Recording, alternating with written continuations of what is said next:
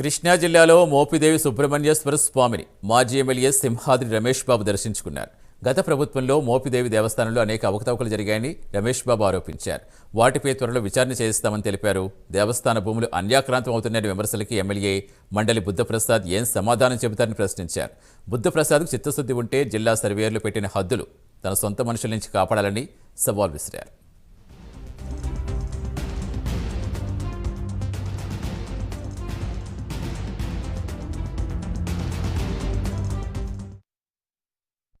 ఈరోజు సుబ్రహ్మణ్యేశ్వర స్వామి దర్శనం కోసం వచ్చాను.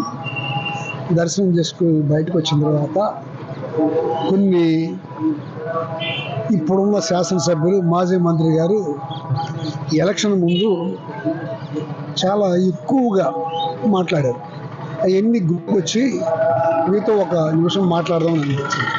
ఏం మాట్లాడారంటే, దీంట్లో విపరీతమైన అవినీతి జరిగింది, దేవుడి దగ్గర కూడా డబ్బులు దోసేయచ్చు అని నాకు తెలియలేదు, ఈ అన్నింటినీ బయట పెడతాను, బయటకు తీస్తాను, వాళ్ళందరి మీద ఎంక్వైరీలు వేస్తానని చెప్పి నానా ప్రగల్భాలు పలికారు.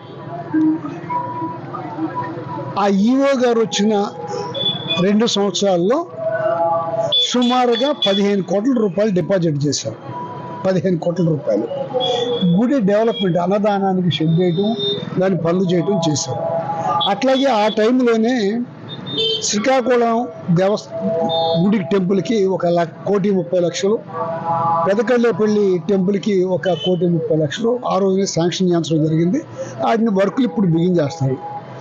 అంత ప్రగల్భాలు పలికిన ఆయన దాన్ని ఎందుకు తేల్చలా? అంతకు ముందు ఉన్న 30 సంవత్సరాలు డబ్బులు డిపాజిట్ ఎంతంటే 8 కోట్లు, దానికి వడ్డీ వచ్చింది 2 కోట్లు, 10 కోట్లు.